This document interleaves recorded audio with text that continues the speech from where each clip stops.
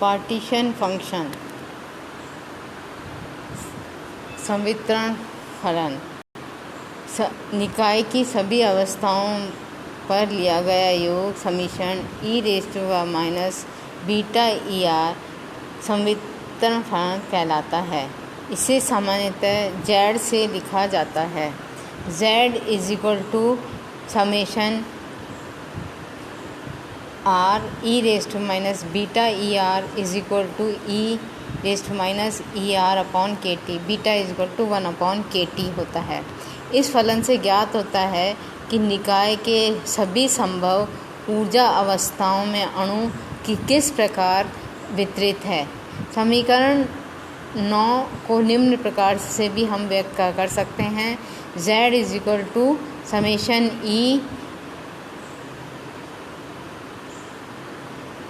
sigma e⁻βe,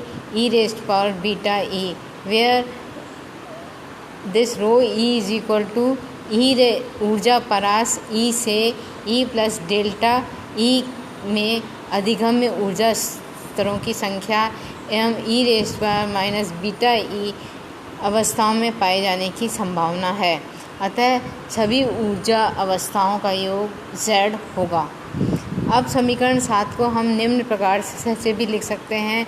P = 1/Z e⁻βEr। यदि निकाय की ऊर्जा Er के संगत Gr सूक्ष्म अवस्थाएं हों, अर्थात ऊर्जा Er अवस्था में अभ्रष्टता Gr हो, तो हम इसको समीकरण 10 को निम्न प्रकार से भी लिख सकते हैं। Pr = 1/Z Gr e⁻βEr। संवितरण फलन या विभाजक फलन Z में ऊर्जा Er के पद में अणुओं की सभी स्वतंत्रता की ऊर्जा होना संभव है। यह अणुओं की स्थानांतरीय गति, घूर्णन गति, कंपन गति इत्यादि ऊर्जाओं को समाहित करती है। इसलिए बहुस्वतंत्र कोटियों वाले निकाय के लिए संपूर्ण संवितरण फलन टोटल पार्टीशन फंक्शन अलग अलग स्वतंत्र कोटियों के संवितरण फलन से मिलकर बना होता है। अर्थात Z total = E transformer motion plus rotational dot vibrational. निकाय के विभिन्न गुणों का अध्ययन करने के लिए संवितरण फलन का महत्वपूर्ण योगदान है। यह भी कहा जा सकता है कि यदि किसी निकाय के लिए संवितरण फलन ज्ञात किया जा सके तो इस निकाय के शेष सभी ऊष्मागतिक फलनों को व्यक्त किया जा सकता है। अब हम निम्न प्रकार की ऊष्मागतिक राशियों में परस्पर संबंध ज्ञात करेंगे। सबसे पहले हम निकाय की माध्य ऊर्जा लेंगे। समीकरण 8 में अगर हम इसका उपयोग कर मध्यमान एनर्जी E को हम निम्न प्रकार से लिख सकते हैं। Summation R ER/PR। यहाँ PR ताप T पर स्थित किसी निकाय की ऊर्जा ER की अवस्था R में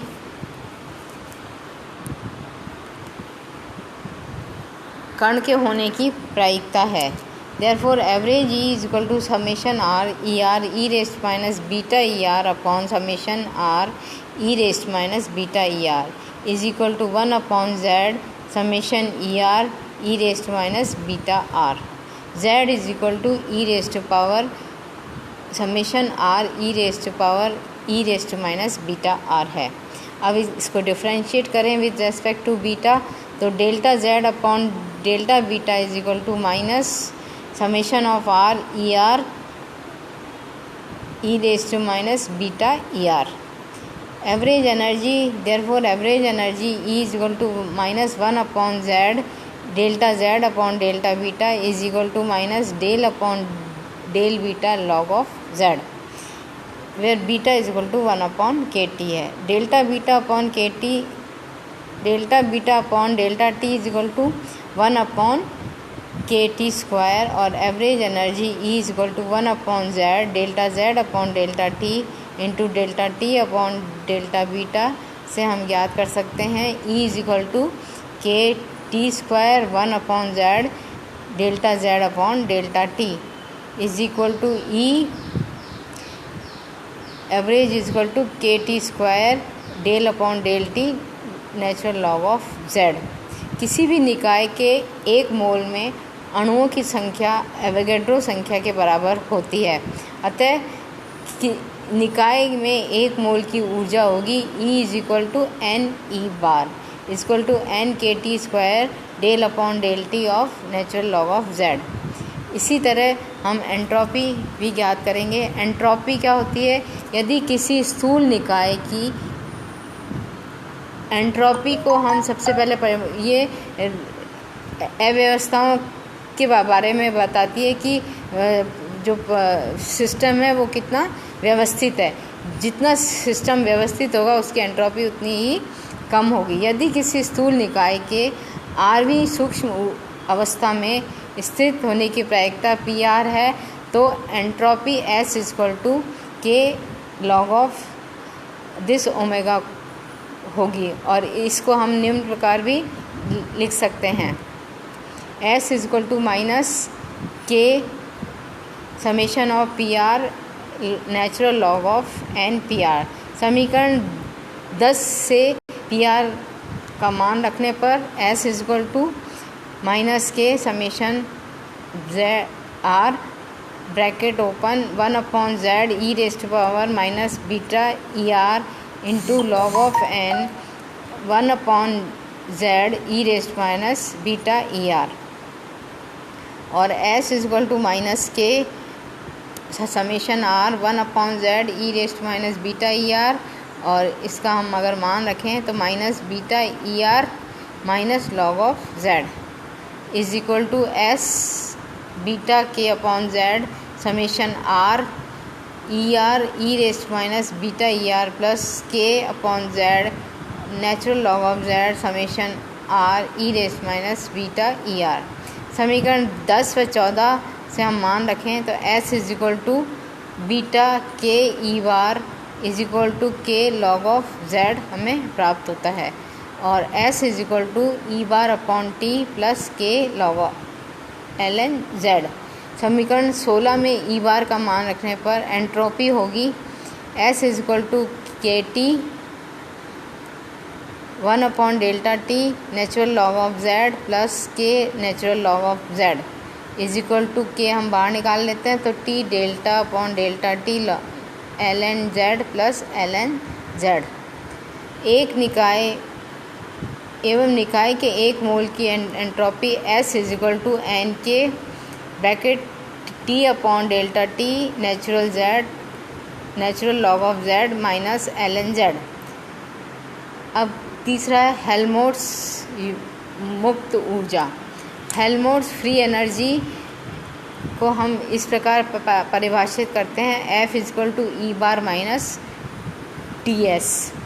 इसका मान अगर एस का मान अगर इसमें रखें 23 में तो F equal to E bar minus T E bar upon T plus K natural log of Z is equal to minus K T log of Z. एक मोल की हेल्महोल्ट्ज़ ऊर्जा F equal to minus N K T L N Z होगी। इसी तरह enthalpy निकालेंगे। Enthalpy को हम H equal to E plus P V से परिभाषित करते हैं। किसी आदर्श गैस के एक मोल के लिए P V equal to R T equal to N K T होता है।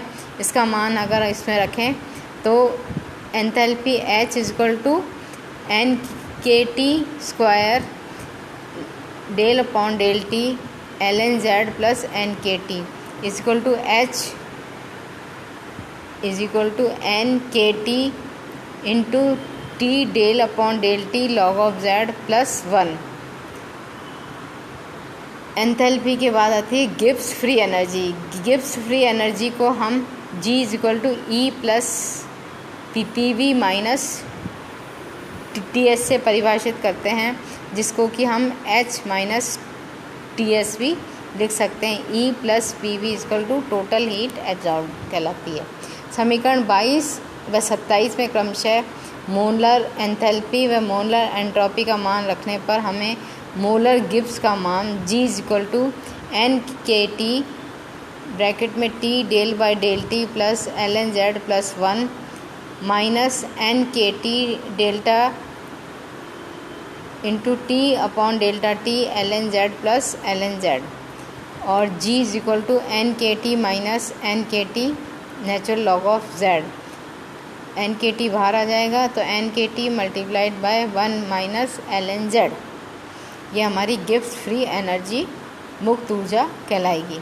इसी तरह नियत ताप आयतन पर विशिष्ट ऊष्मा CV हम निकालते हैं। CV किसी भी समआयतनिक प्रक्रम में निकाय की आंतरिक ऊर्जा उसकी कुल ऊष्मा ऊर्जा के बराबर होती है, इसलिए निकाय की नियत आयतन की विशिष्ट ऊष्मा CV is equal to delta Q upon delta T is equal to delta E bar upon delta T at constant volume.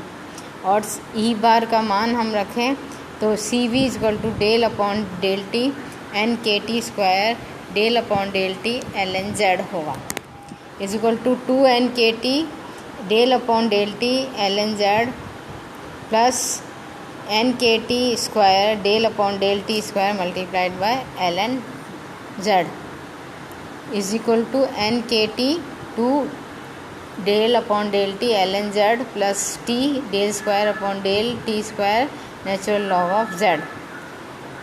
इसी तरह गैस का दाब, जिसको कि प्रेशर ऑफ गैस भी कहते हैं, गैस का दाब P हेल्महोल्ट्ज़ मुक्त एनर्जी से हम निम्न प्रकार संबंधित कर सकते हैं।